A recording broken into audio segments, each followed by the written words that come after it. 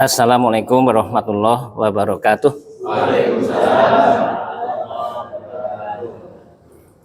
Alhamdulillah hamdan katsiran thayyiban mubarakan fih kama yuhibbu rabbuna wa yarda. Asyhadu an la ilaha illallah wahdahu la syarikalah wa asyhadu anna Muhammadan abduhu wa rasuluhu la nabiyya ba'da. Allahumma sholli ala Muhammadin wa ala alihi washabbihi ajmain. Faqad qala Allah ta'ala fil kitabil karim wa huwa astaqul qailin a'udzu billahi minasyaitonir rajim liman syaa'a minkum ay yataqaddama aw yata'akhkhar. Shadaqallahul azim. Yang saya hormati, saya muliakan segenap pimpinan cabang Muhammadiyah Harapan Jaya. Yang saya hormati, saya muliakan segenap pimpinan cabang Isyah Harapan Jaya. Hadirin wal hadirat rahimakumullah. Pertama dan utama, marilah kita bersyukur pada Allah bahwa atas ridhonya lah pagi hari ini kita mampu berada di majelis yang mulia ini dalam rangka thalabul ilmi, dalam rangka taqarrub ilallah. Mudah-mudahan kehadiran kita di majelis ini menjadi amal soleh yang nanti kita harapkan mampu memperberat timbangan amal soleh di yaumil hisab nanti. Amin ya rabbal alamin. Salawat dan salam tak lupa disanjungkan ke haribaan qudwah dan uswah kita Nabi kita Muhammad sallallahu alaihi wasallam beserta keluarga, para sahabat, tabi'in tabi'ut tabi'in, dan mudah-mudahan sebagai umatnya mampu berittiba semaksimal mungkin hingga batas ajal kita masing-masing. Ibu bapak yang saya muliakan, pada pagi hari ini saya diminta Pak Haji Kumpul untuk menyampaikan materi tentang seputar kemuhammadiyahan. Nah, di pagi ini saya menyampaikan sebuah materi yang cukup aktual, masih fresh. Kenapa? Karena materi ini adalah salah satu produk dari Muktamar ke-48 Muhammadiyah di Surakarta yang lalu, 2 tahun yang lalu. Ini juga belum terlalu meluas informasinya, dan di tempat ini mungkin baru pertama kali materi disampaikan. Jadi materi yang relatif masih agak baru. Mudah-mudahan mampu memberikan motivasi kita semua bagaimana kita nanti beragama menjadi lebih berkualitas. Ini harapan kita semua. Namun demikian, sebelum saya lanjutkan, hari ini saya melihat ada kekurangan. Salah satu jamaah kita yang biasa rajin di depan shop depan ini ternyata sudah tidak ada lagi, yaitu Pak Allahu yarham Pak M. Diyawadin yang telah dipanggil Allah hari Jumat yang lalu. Nah, peristiwa ini bagi kita yang masih ada, mari kita jadikan sebagai pelajaran. Kafa bil mauti mau'izah. Jadikanlah kematian sebagai pelajaran untuk kita yang masih hidup ini. Esensinya apa? Alladzi khalaqal mauta wal hayata liyabluwakum ayyukum ahsanu amala. Esensinya itu, bahwa Dia Allah yang telah menciptakan kematian dan kehidupan untuk apa? Liyabluwakum ayyukum ahsanu amala. Kematian dan kehidupan, dan kita sekarang pada etape kehidupan, dua-duanya sebagai wahana, sebagai sarana, sebagai media Allah menguji kita. Yang namanya diuji ada indikator kelulusan antara lulus dengan tidak lulus, yang namanya ujian. Apa yang diuji Allah indikatornya? Ayyukum ahsanu amala. Siapa di antara kita yang paling baik amalnya? Ahsan amala. Bukan aksar, bukan yang banyak. Yang terbaik yang menjadi indikator kita nanti. Mudah-mudahan kita semua jamaah majelis hari ini semua mampu mengikuti ujian ini dengan seksama sehingga kita nanti lulus ujian. Amin ya rabbal alamin.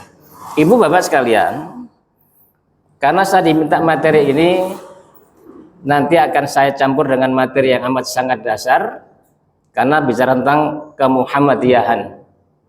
Ada istilah tidak kenal maka ta'aruf ya. Jadi saya ingin mengenalkan nanti apa sih Muhammadiyah dari simbolnya saja, apa maknanya. Tapi nanti ya. Kita kembali ke masalah pokok.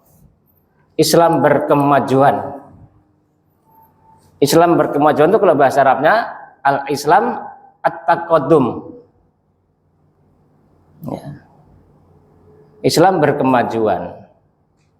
Ketika saya mengisi materi ini di PCM Bekasi Utara, ada yang tanya, Pak, kenapa sih pakai segala macam Islam berkemajuan? Buat Islam aja begitu loh. Islam berkemajuan bukan nama agama baru. Tapi pandangan kita ke depan, orientasi ke depan, bahwa ketika kita berislam ada orientasi menjadi yang lebih maju. Ini konteksnya. Pandangan kita, sikap kita ketika berislam punya tujuan yang panjang yang memang nilainya lebih berkualitas, itu yang kita harapkan. Bukan nama agama yang baru. Ya. Artinya kalau kita balik kembali berarti ada Islam yang berkemunduran dong. Bisa jadi Islam yang kita berislam tidak orientasi pada kemajuan akan menjadi mundur, tertinggal, keterbelakangan seperti itu. Yang kita harapkan adalah menjadi yang lebih maju. Dalam konteks apa? Dalam tataran kehidupan pribadi, masyarakat, umat, bangsa, dan kemanusiaan universal. Itu yang kita harapkan ke depan. Jadi entry point adalah berkemajuan, menjadi lebih berkualitas, lebih bermutu. Ayyukum ahsanu amala, itu tadi yang saya sampaikan ayatnya. Ya. Ini kembali ke dokumen-dokumen di persyarikatan. Islam berkemajuan telah menjadi ruh Muhammadiyah sejak periode awal berdirinya.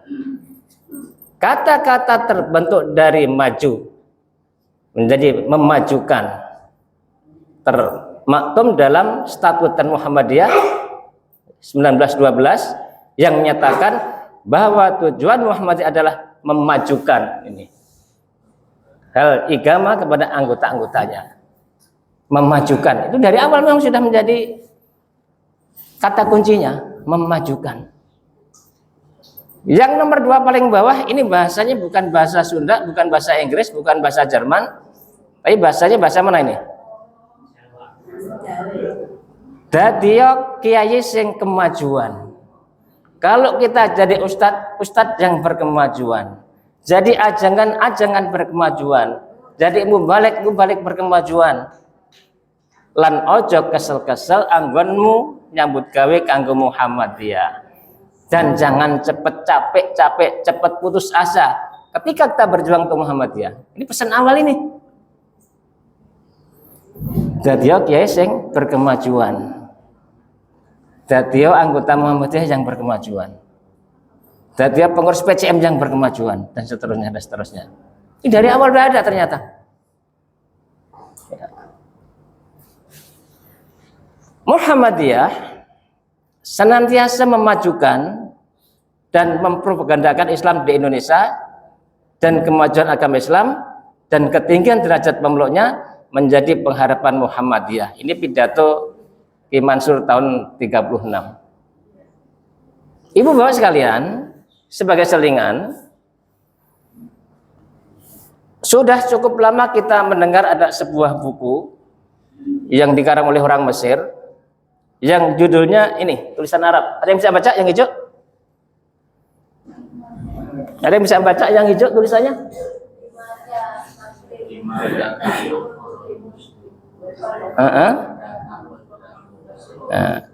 Limadza ta'akharal muslimuna wa limadza taqaddama ghairuhum. Apa artinya?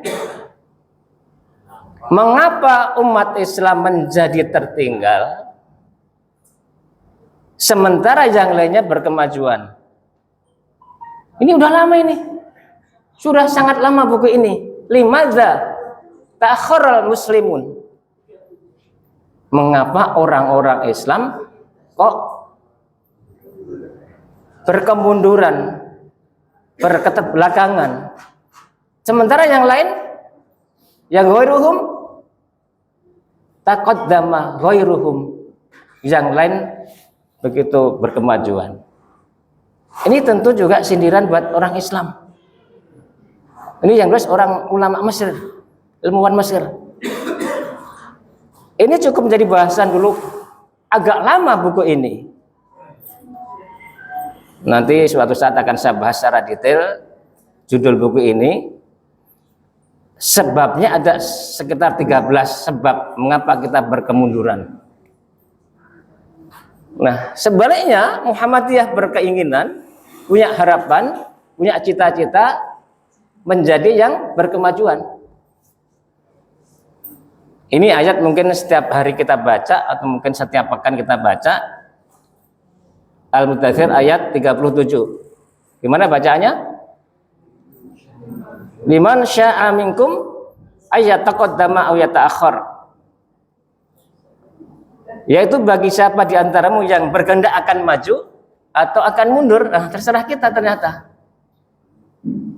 Menyikapi ayat ini, membaca ayat ini, ada potensi di dalam diri umat Islam yang disinyalir orientasi pada kemajuan, akan maju, menjadi maju. Yang satu adalah ya cicing baiklah, masa bodoh lah, terserahlah. Pertanyaan untuk kita, kira-kira kita yang mana? Ibu bapak, kira-kira kita mau yang mana? Soal ayat ini kita kira-kira mau yang mana yang kita pilih? Ya. Ini ayatnya jelas. Jadi kita ini akan orientasi kita akan menjadi seorang pribadi muslim yang berkemajuan atau seorang pribadi muslim yang memang tidak punya target apa-apa. Ya. Ini Allah yang berfirman.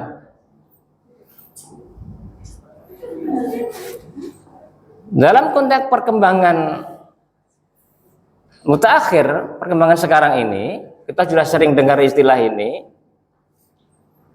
bahwa isu keumatan menjadi salah satu isu strategis yang dibahas dalam Muktamar ke-48 Muhammadiyah. Mengapa? Karena di era revolusi industri 4.0, bacanya 4.0, 4.0, semua lini kehidupan mengalami digitalisasi. Nah ini. Jadi hidup kita ini terus berkembang. Kemajuan teknologi terus berkembang. Termasuk dakwah-dakwah kita sekarang sudah orientasi berubah. Dari face to face biasa seperti ini, cara yang konvensional, sekarang banyakkan kalau kita di medsos, banyak yang dengan yang lain-lain medianya. Dan ternyata itu lebih efektif. Anak-anak generasi sekarang, dari milenial sampai yang paling akhir, yang paling manjur itu dengan media, kalau dakwah sekarang TikTok. Paling-paling berapa menit, sekian menit, itu yang nempel. Tapi kalau diminta dengerin yang berjam-jam udah nggak sanggup. Yang praktis, yang simple, yang gampang dicerna, itulah yang sekarang. Oleh karena perkembangan teknologi informasi menjadi sangat penting. digitalisasi sangat dimanapun di setiap lini kehidupan. Kita bisa buktikan ibu bapak sekalian, Tanah Abang sebelum era teknologi itu maju sangat ramai datang ke sana. Sekarang banyak kios-kios yang tutup. Kenapa? Karena sekarang ibu-ibu, bapak-bapak biasa belajar dengan online. Iya kan? Ini perkembangan teknologi ini. Dan bisa jadi nanti kita ngisi pengajian semuanya online di rumah masing-masing. Ruginya nggak dapat snack, nggak dapat makan. Ya, bisa jadi perkembangan teknologi namanya. Ini harus kita antisipasi. Ya. Dan sekarang di kalangan CEO, para eksekutif, itu kalau rapat-rapat sekarang kebanyakan by online, jarang yang pakai tatap muka itu. Ya. Gara-gara, tapi karena perkembangan teknologi. Karena kalau setiap rapat terus kumpul, kadang-kadang kan mau jauh ya, nggak sempat lagi balik lagi. Apalagi dengan konsep masyarakat yang terbaru yang 5.0 yang dipelopori Jepang, yang sekarang memang sedang ini adalah istilah yang sempat ramai ketika debat capres cawapres waktu itu. Istilahnya AI, Artificial Intelligence. Inilah perkembangan terkini saat ini. Bahwa sekarang hampir setiap orang bergantung pada kecerdasan buatan yang disebut AI, Artificial Intelligence. Ibu bapak kalau sekarang penjenengan mau ngapain saja gampang, tinggal di browsing. Saya mau pidato untuk nerima acara walimatul urs gimana? Tinggal browsing, keluar. Tinggal kita ganti dikit-dikit. Jenengan cari materi apa, keluar. Tinggal kita perkuat dari mana-mana, seperti gampang sekarang itu. Jadi para ustadz, para mubaligh sekarang tidak perlu numpuk kitab-kitab berpuluh-puluh di lemari. Sudah ada di situ semua sekarang itu.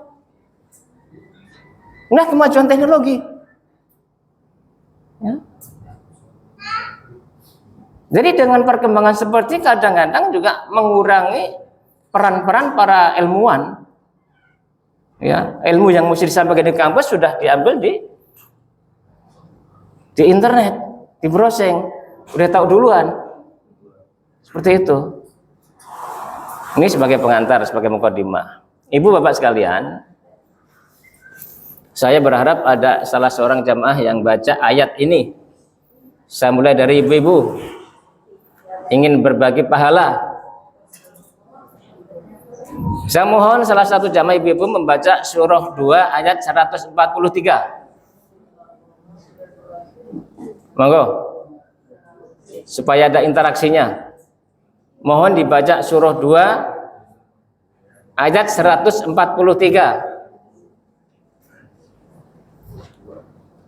Ada yang punya Holy Quran di Androidnya? Biasanya ibu paling cepat. Tapi pakai ini kurang respon kayaknya, belum fokus. Masih ngurusi sarapan. Oleh karena itu barangkali monggo bapak-bapak aja yang ada di depan. Ya, monggo bapak.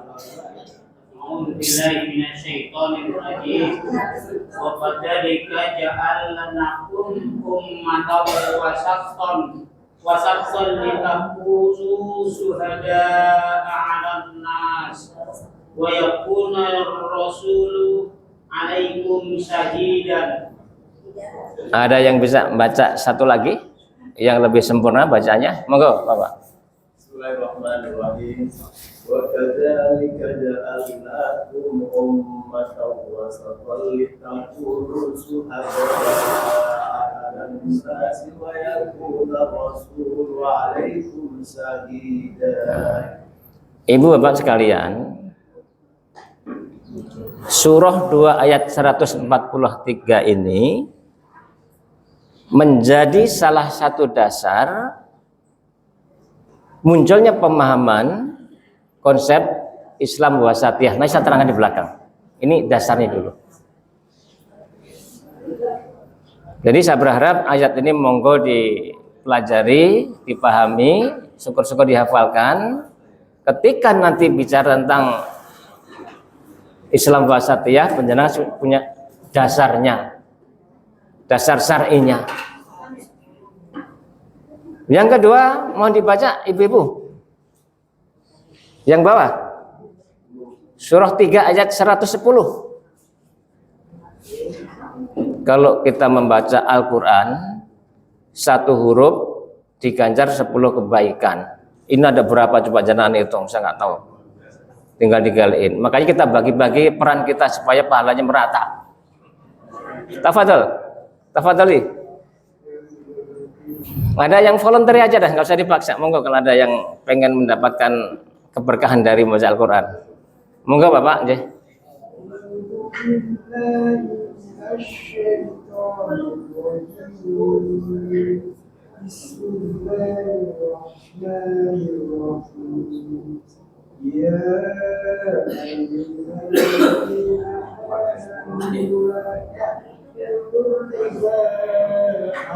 Berapa? Potongan ya.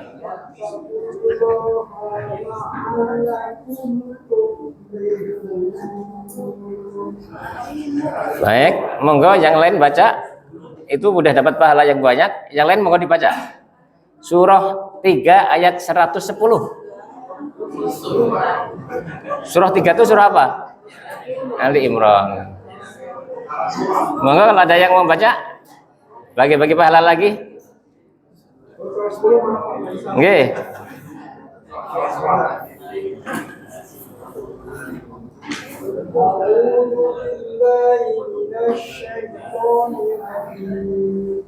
Kuntum khairu ummatin ukhrijat lin-nasi ta'muruna bil ma'ruf wa tanhauna 'anil munkari wa tu'minuna billah wa amana al-kitabi lakana khairul lahum minhum al-mu'minuna wa aktsaruhum khasi'un. Baik,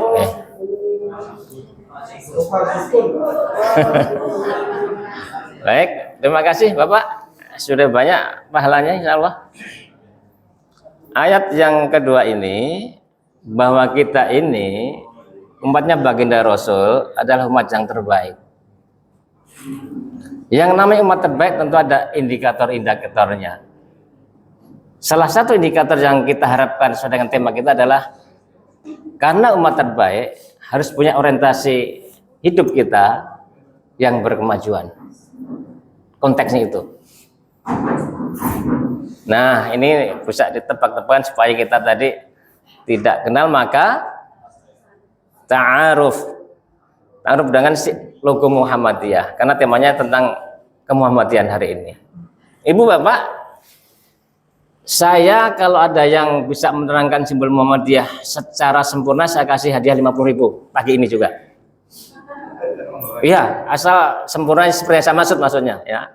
Saya buka logonya.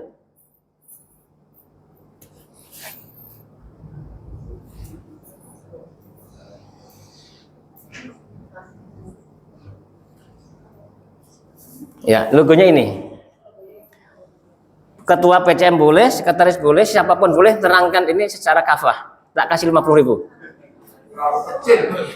Terlalu kecil lah. Hah? 100.000.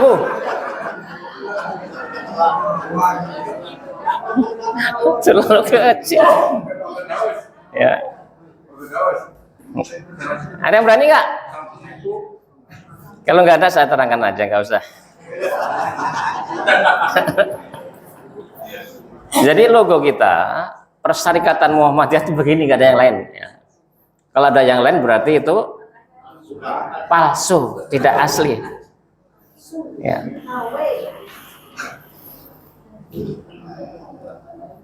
Pertanyaan pertama, ini nggak ada hadiahnya kan, ini gampang. Siapakah pencipta logo Muhammadiyah? Itu ada yang bikin kan, namanya logo kan ada yang bikin. Siapa? Ibu-ibu siapa?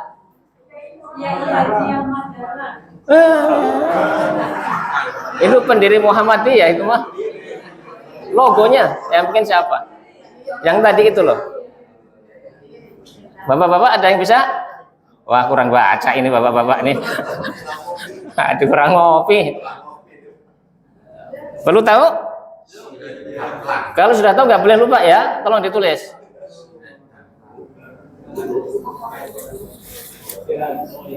Ya, inilah pencipta logo Muhammadiyah.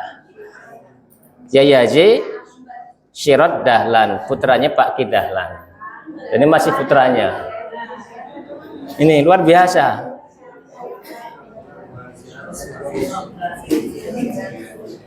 Jadi mohon ibu-ibu tulis ya. Nanti kalau bulan depan saya ngisi, saya tes lagi nanti. Jangan soal yang lain. Oke. Nah, secara filosofis logo Muhammadiyah ada 6 bagian yang perlu kita pahami dengan baik. Ada yang namanya gambar apa? Yang pertama kiri matahari. Matahari sinarnya ada berapa? 12. Ya. Yang berikut ada arti warnanya. Ada berapa warna itu? Hijau dan putih. Ada tulisan 2 kalimat syahadat. Ada tulisan Arab Muhammadiyah. Ini kalau bisa terangin tadi, tak kasih 100.000. Satu-satu tapi tuntas. Ya.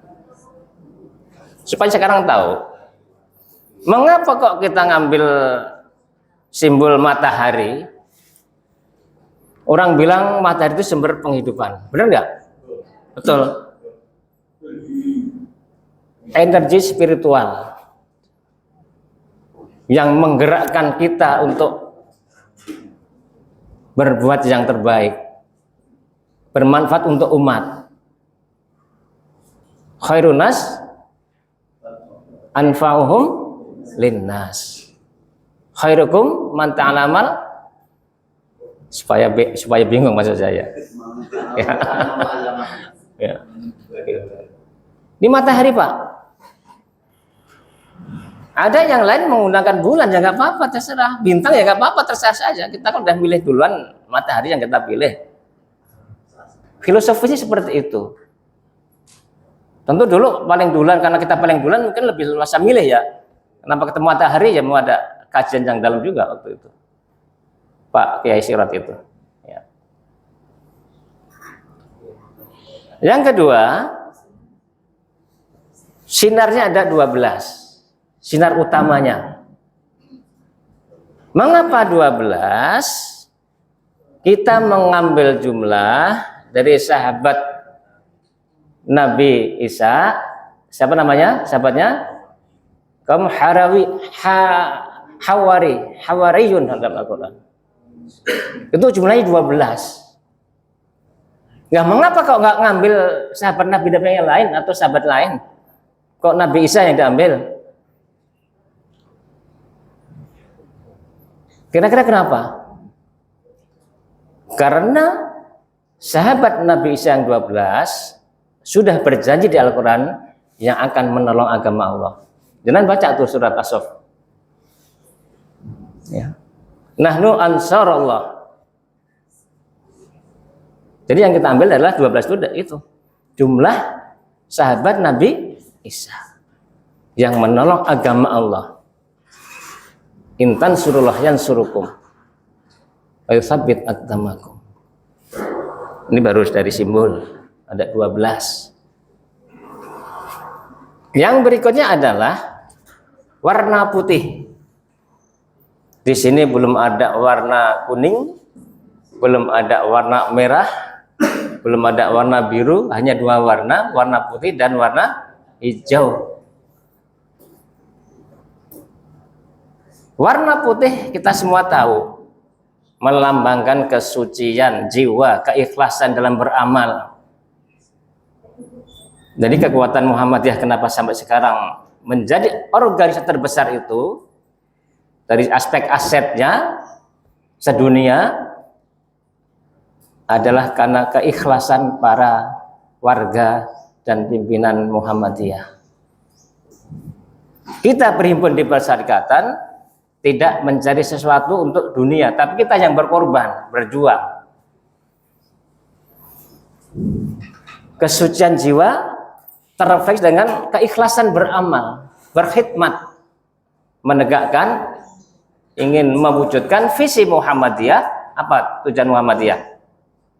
Tujuan Muhammadiyah apa ibu-ibu sekalian? Tujuan persyarikatan Muhammadiyah apa tujuannya? Tujuannya ya. Ini wajib diketahui antara manhaj dakwah dengan tujuan Muhammadiyah. Nah, ciri khas dakwah kita amar ma'ruf nahi munkar, itu ciri khas dakwah kita. Tujuannya apa? Menegakkan dan menjunjung tinggi agama Islam sehingga terwujud masyarakat Islam yang sebenar. Itu tujuannya sangat mulia itu. Nah, ketika kita punya visi abadi seperti itu, kita mengusung warna putih dengan landasan niat yang ikhlas, kesucian jiwa, kita sama-sama punya komitmen, mari kita wujudkan masyarakat Islam yang sebenar-benarnya. Itu tujuan Muhammadiyah itu, Pak. Bukan yang lain-lain. Kalau saya tanya kira-kira tujuannya bagus apa enggak? Bagus apa tidak? Sangat bagus. Gampang kita capai atau sulit kita capai? Mudah kita capai atau sulit kita capai? Dengan kata lain, apakah ini sudah tercapai sekarang? Sudah terwujud masyarakat Islam sebenarnya? Belum, masih jauh, semakin berat. Ya. Ini materi selingan ini, ya. Tapi supaya tahu karena kita warna hijau. Kita berharap bahwa dengan lahirnya Muhammadiyah, kita punya kontribusi dalam mensejahterakan kehidupan umat dan juga perdamaian dunia, kedamaian.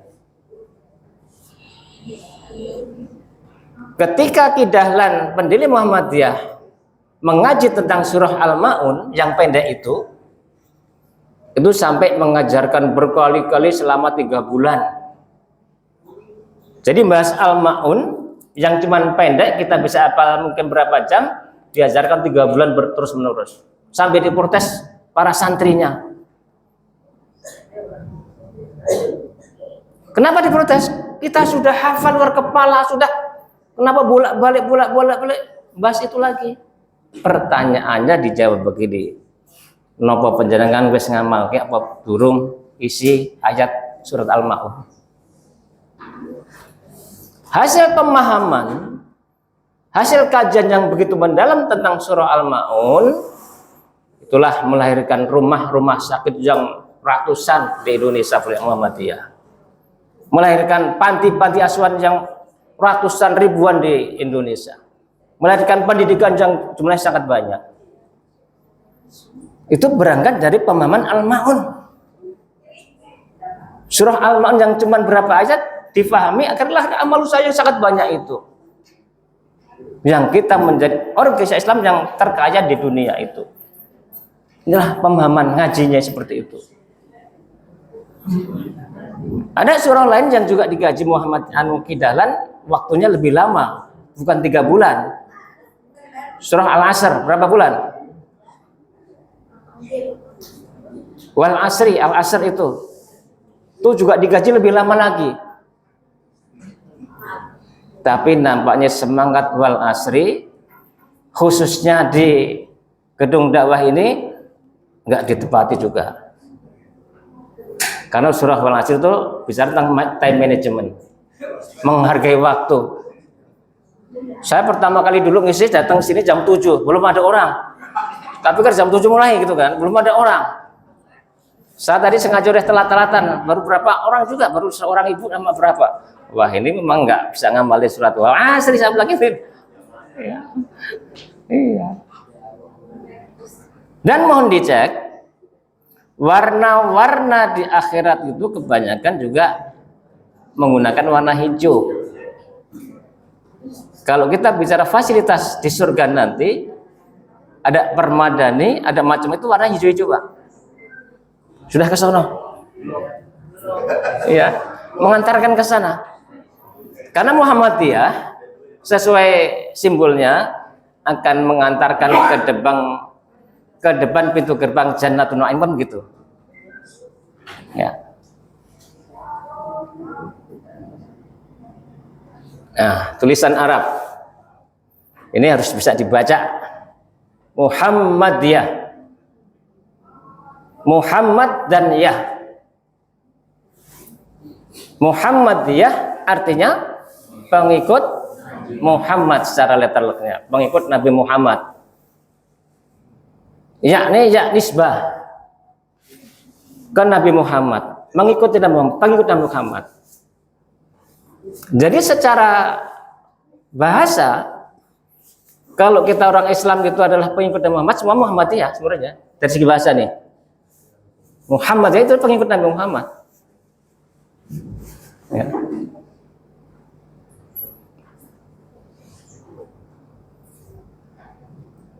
Yang terakhir ini, nah ini yang ada 2 kalimat syahadat. Asyhadu alla ilaha illallah wa asyhadu anna Muhammadar Rasulullah. Pertama-tama Muhammadiyah didirikan, tugas utama, misi utama menegakkan tauhid. Ya. Ini paling fundamental di antara yang lain-lain. Salah satu faktor mengapa Muhammadiyah berdiri, ingin menegakkan akidah dengan tauhid yang sebenar-benarnya, tauhid yang seluruh-seluruhnya. Inilah makna dari tulisan Arab yang di atas ini. Ibu bapak, inilah sekedar logo ya. Nah, kita ke materi pokok ini saja. Ini materi kita. Ketika kita belajar atau bicara tentang Al-Islam At-Taqaddum, itu ada 5 rumusan, 5 karakteristik yang telah dirumuskan di hasil muktamar ke-48 di Surakarta 2 tahun yang lalu. Pertama adalah al-mabni 'ala tauhid. Jadi salah satu karakter atau ciri Islam berkemajuan al-mabni 'ala tauhid, berlandaskan pada tauhid. Yang tadi itu loh, di logonya. Ibu bapak sekalian, kalau kita bicara 4 pilar ajaran agama Islam, pertama akidah, yang kedua ibadah, yang ketiga akhlak, yang keempat muamalah duniawiyah, tauhid adalah yang pertama. Bicara tentang akidah. Dari 4 pilar itu, akidah memegang peran yang amat sangat fundamental, amat sangat penting, amat sangat menentukan hidup kita ini.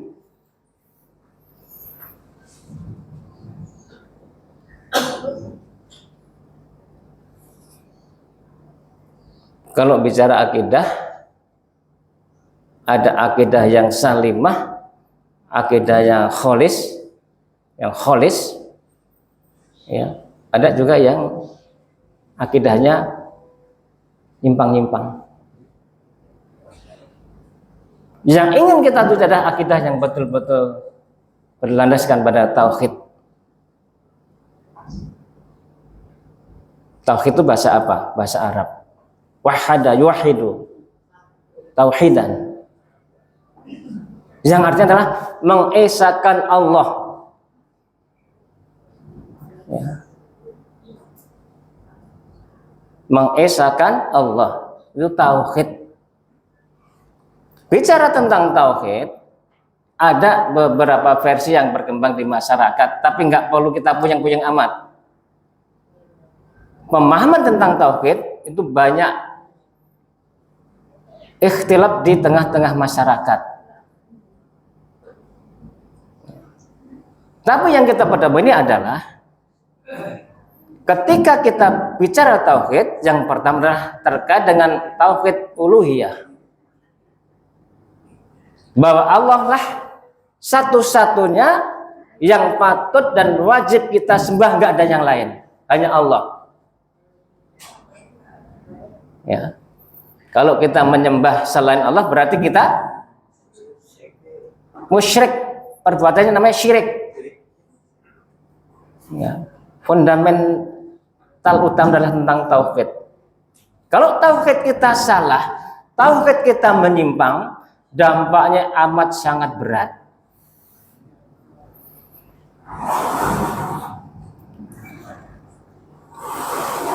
Saya akan mengulangkan, ini penting. Tauhid merupakan hal yang amat sangat pokok, sangat penting, sangat fundamental dalam hidup kita. Apabila kita punya akidah yang salah, maka dampaknya amat sangat fatal.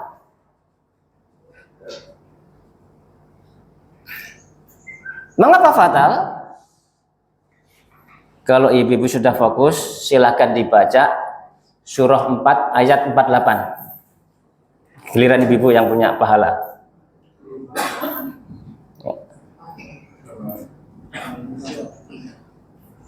Surah An-Nisa, surah 4 itu. An-Nisa ayat 48.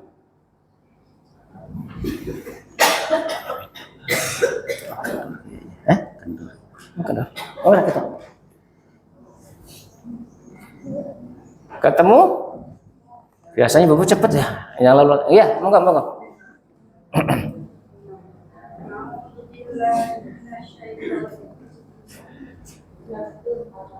48.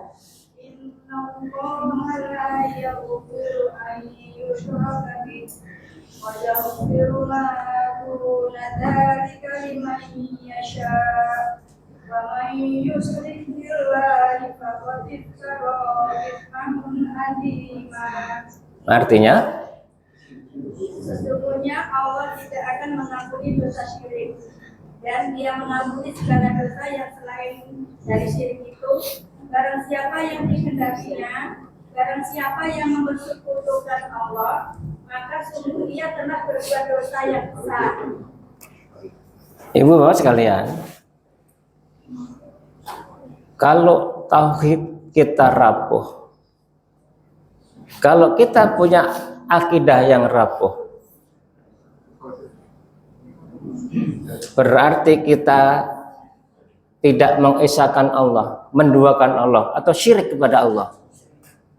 Dampak syirik kepada Allah sesuai surah 4 ayat 48, innallaha la yaghfiru ayyushraka bih wa yaghfiru ma duna dzalika liman yasha. Sesungguhnya Allah tidak akan mengampuni dosa setiap diri kita ini karena syirik kepada Allah, dan Allah akan mengampuni dosa selain itu jika Allah menghendakinya. Dan sungguh doa karena syirik itu adalah perbuatan amat sangat besar dosanya. Ibu bapak sekalian, kalau Allah tidak mengampuni dosa-dosa kita yang berjibun itu, kira-kira kalau kita nanti menghadap Allah, apa modal kita? Kita yakin? Kalau kita syirik kepada Allah, kan tidak diampuni oleh Allah dosa-dosa kita. Berarti hilang semua itu. Masih ada dosanya, nggak ada pengampunan Allah. Apa modal kita menghadap Allah nanti?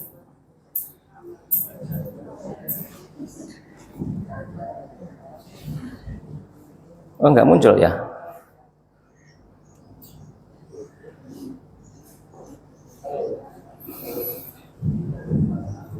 Halo, masih connect? Ibu bapak sekalian, kalau kita syirik kepada Allah, dampak sistemik pertama adalah Allah tidak mengampuni dosa-dosa kita karena syirik kepada Allah. Kira-kira bahaya enggak? Amat sangat bahaya, karena kita dosanya banyak banget. Mungkin nggak bisa dihitung. Dosa kita ya banyak banget. Dampak yang kedua, silakan bapak-bapak yang baca, silakan dibaca surah Az-Zumar ayat 65 terkait dengan tauhid akidah kita supaya semakin lurus. Ayat 65.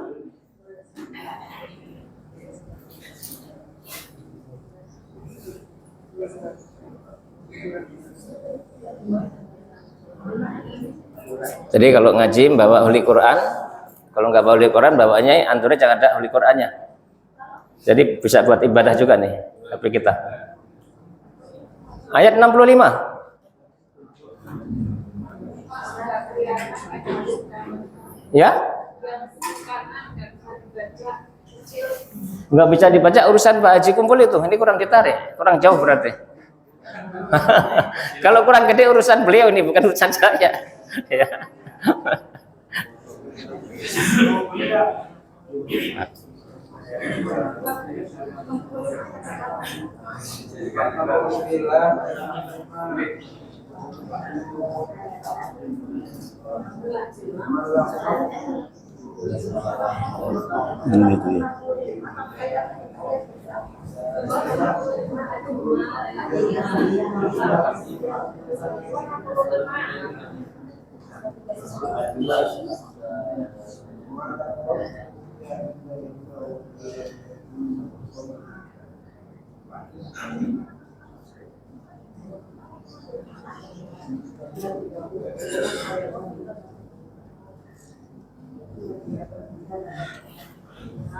Kelihatan? Tapi PR-nya bukan yang ini ya, yang tadi itu. Surah Az-Zumar ayat 65. Monggo? Belum ada yang ketemu dari tadi? Gantian yang lain? Monggo sebelah kanan.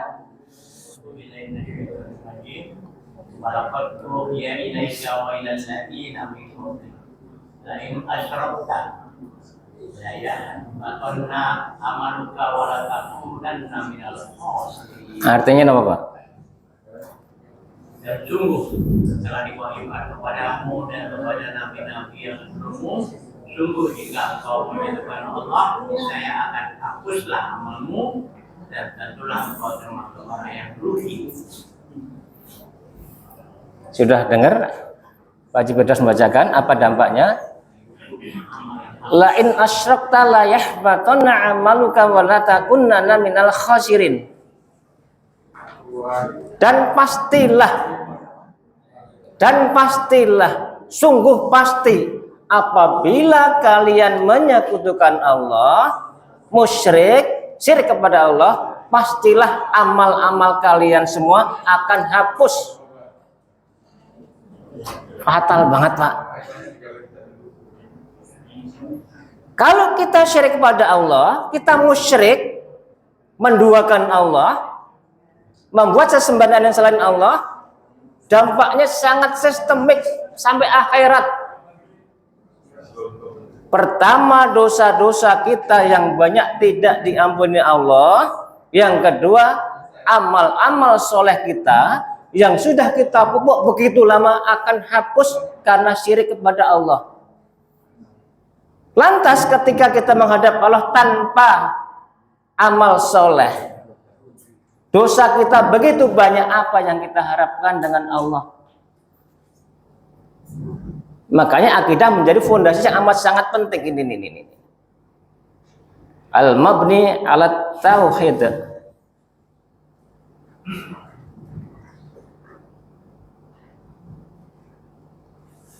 Salah satu indikator kita masuk surganya Allah itu kita insya Allah bisa berjumpa dengan Allah.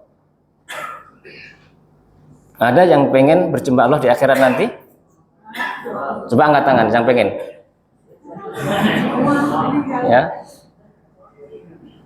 Faman kana yarju lika rabbih falyamal amalan sholihan wala yusyrik bi ibadati rabbih ahada. Barang siapa ingin berjumpa Allah nanti di akhirat, syaratnya 2. Membawa bekal amal soleh dan tidak menyekutukan Allah. Sampai di sini paham? Mari kita jaga akidah kita kalau begitu. Jangan mudah tergelincir alasan apapun. Wajib kita jaga, kita kuatkan, kita rawat agar akidah kita betul-betul tauhid yang semurni-murninya.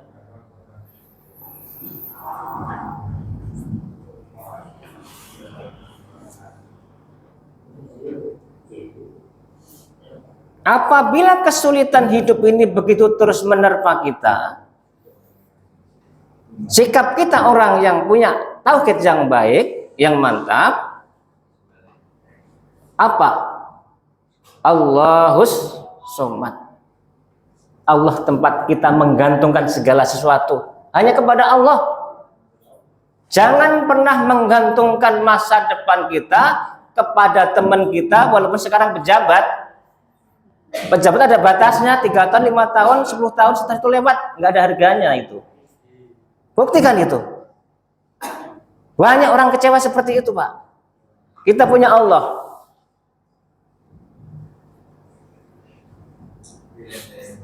Allahus somad. Sikap itu harus mengunjam dalam hati kita secara kuat. Al-mabni alat tauhid. Fondasi pertama nilai Islam berkemajuan adalah al-mabni alat tauhid. Nomor satunya. Yang kedua, rujuk ilal Quran wa sunnah. Kembali kepada Al-Quran dan As-Sunnah. Kalau di Muhammadiyah ada istilah tambahan istilah As-Sunnah al-Maqbulah. Sunnah yang diterima. Kalau dulu sunnah sahihah, ya sekarang yang terkini sunnah makbulah.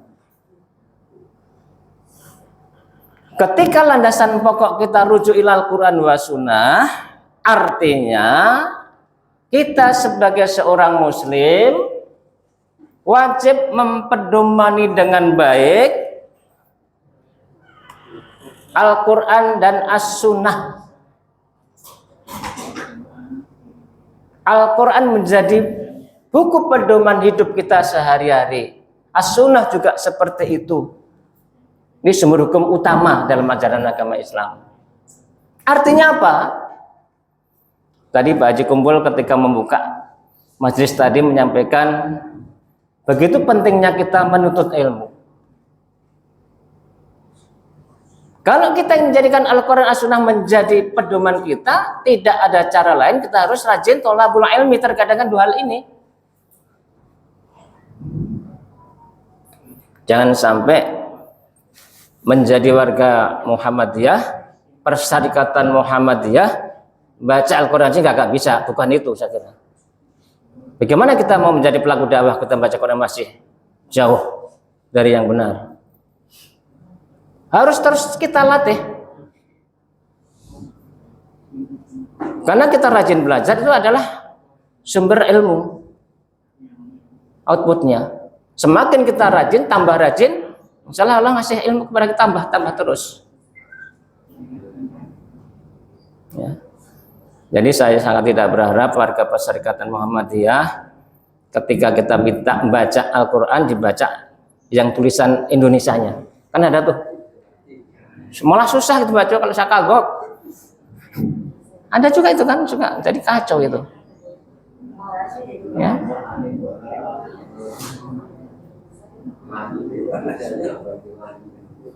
Karena apa? Sebelum baginda Rasul wafat, beliau telah wanti-wanti pada kita, beliau meninggalkan 2 wasiat utama. Wasiatnya bukan harta benda yang banyak. yang triliunan, bukan. Wasiatnya 2. Taraktum fikum amrayni, katanya. Aku tinggal pada kalian 2 perkara, 2 hal yang sangat penting. Dan kalau kita berpegang tidak akan sesat selamanya. Al-Quran was sunnah. Itu baginda Rasul yang memberikan bimbingan pada kita semua. Sekarang eranya sudah mulai berubah. Ketika kita punya cita-cita ingin membangun masyarakat dalam sebenar-benarnya, kadang-kadang di masyarakat, warga masyarakat kadang-kadang lebih percaya omongan pejabat dibanding omongan para ulama. Ya. Rujuk ilal Quran wa sunnah. Yang ketiga, lah mutamati kenapa ini?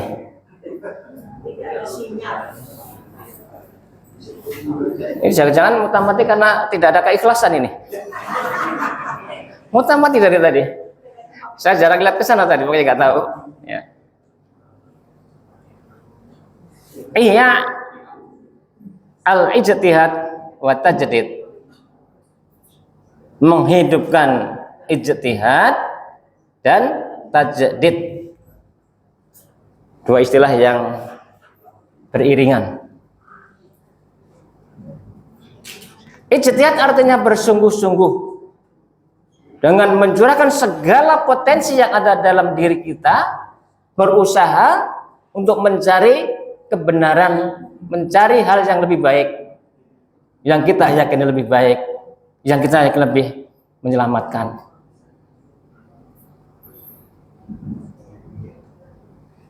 Ijtihad ini sekarang justru sedang mendapat peluang yang tinggi. Kenapa? Karena masalah-masalah keumatan yang tidak atau belum diatur atau tidak atur dalam Al-Quran dan Sunnah, itulah ijtihad munculnya. Dan tajdid, pembaruan. Saya ingin sampaikan supaya tidak salah memahami tajdid. Tajdid itu isinya ada 2. Yang satu tajrid itu pemurnian, tajrid ya, tajrid.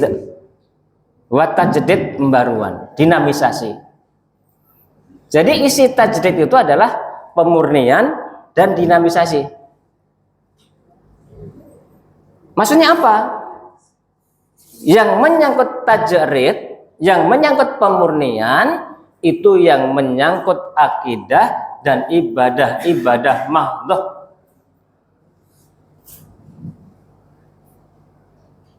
Yang menyangkut akidah, ibadah mahdhah, kita tidak diberikan kewenangan untuk improvisasi, untuk inovasi, tidak diberikan kewenangan, kita given saja. Tapi yang menyangkut kehidupan dunia, silahkan kita berimprovisasi, silahkan inovasi. Itu ranahnya adalah ranah tajdid, yang sebelah satunya yang namanya dinamisasi.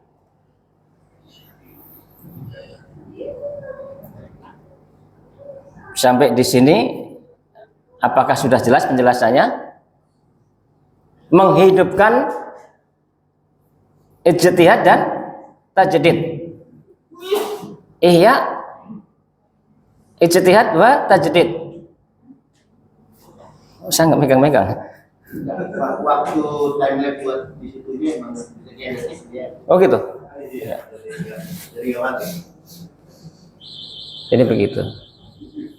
Jadi inti utama yang poin ketiga adalah ketika kita bicara tentang masalah ibadah, tentang masalah akidah, warga Muhammadiyah tidak boleh berkreasi, tidak boleh berinovasi walaupun antum adalah pinter, walaupun gelarnya profesor, doktor dan macam-macam deret-deret gelarnya, nggak boleh, harus fix.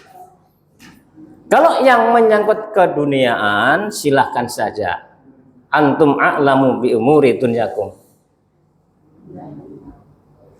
Bagaimana supaya masyarakat lebih sejahtera, bagaimana supaya lebih mudah, itu ranah dunia, silahkan saja berkreasi. silahkan ranah, silahkan berinovasi. Ya. Yang keempat, tanmiyat al-wasatiyah, mengembangkan prinsip-prinsip wasatiyah dalam beragama. Intinya, warga Muhammadiyah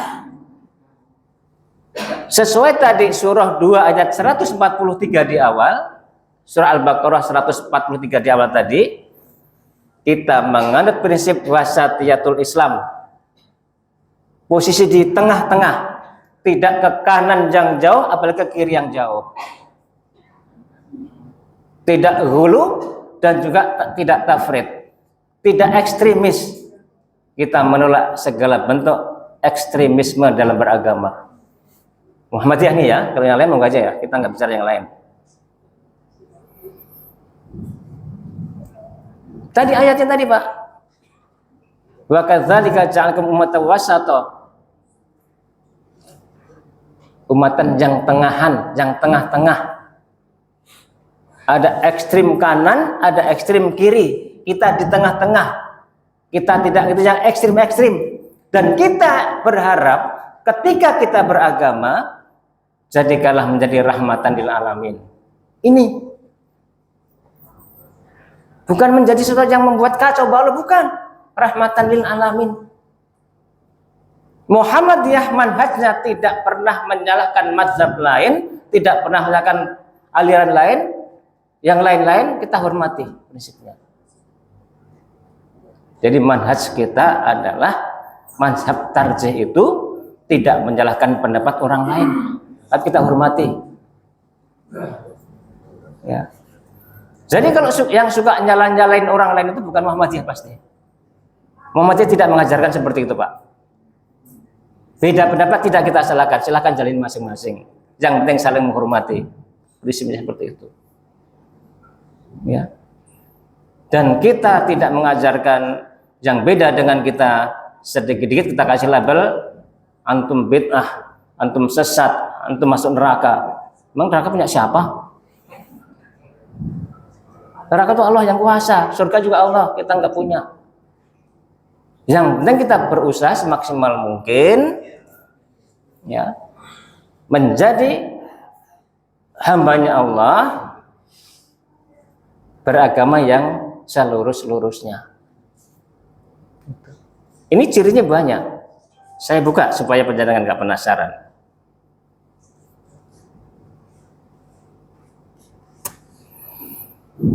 Nah, karakter wasatiyul Islam, Islam wasatiyah itu ada beberapa karakter, sekitar 10. Pertama, tawasud, mengambil jalan tengah. Dalam pemahaman dan pengamalan dalam beragama, tidak ifrat, tidak berlebih-lebihan dalam beragama, tidak hulu bahasa Arabnya, dan juga tidak tafrid, menggampang-gampangkan, mengurang-urangi ajaran, enggak begitu, tengah-tengah.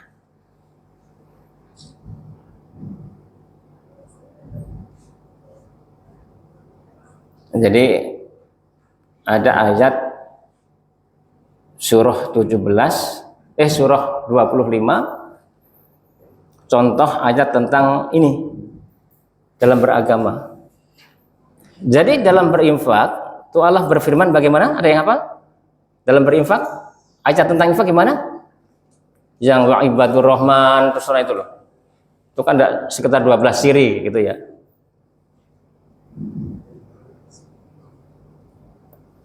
Walladzina yunfikuna lam yusrifu wa lam yaqturu. Tidak berlebih-lebihan, tapi juga tidak pelit, tidak pedit. Itu ayatnya begitu Allah menyampaikan.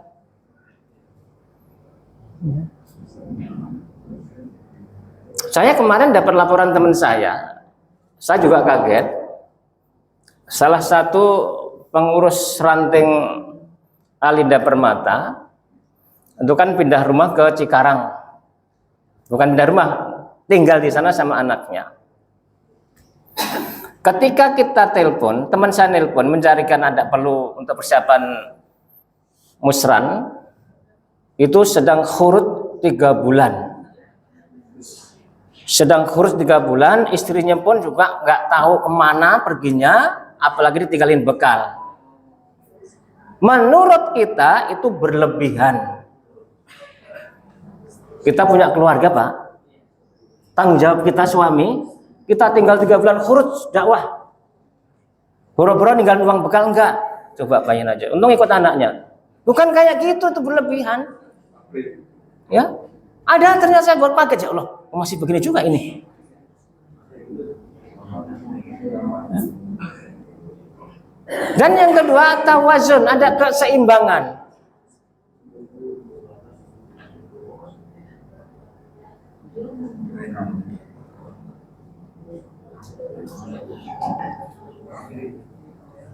Ada keseimbangan antara kita ini hidup di dunia dan juga untuk menggapai kejayaan di akhirat. Tapi ayatnya jelas. Wabtaghi fima taqallah darul akhirah wala tansa nasibaka minad dunya wa ahsin, dan seterusnya. Itu porsinya beda. Orientasi hidup kita ini orientasinya adalah untuk akhirat, bekal ke akhirat. Tapi jangan lupa kehidupan di dunia.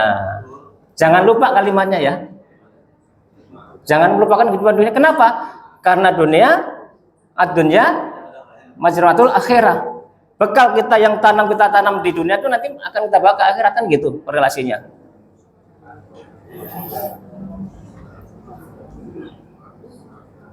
Ini ada 10, mungkin panjang. Berapa menit lagi? 5 menit. Saya lewat aja nanti lain kali aja. Enggak cukup ya. Yang kelima adalah mewujudkan rahmat bagi seluruh alam. Tahqiq ar-rahmah lil alamin. Berislam untuk rahmatan lil alamin. Inilah barangkali yang perlu kita pahami, Ibu Bapak yang berkhidmat di Persyarikatan Muhammadiyah, yang di Aisyah, itulah semangat kita. Islam berkemajuan, cirinya ada 5 ini.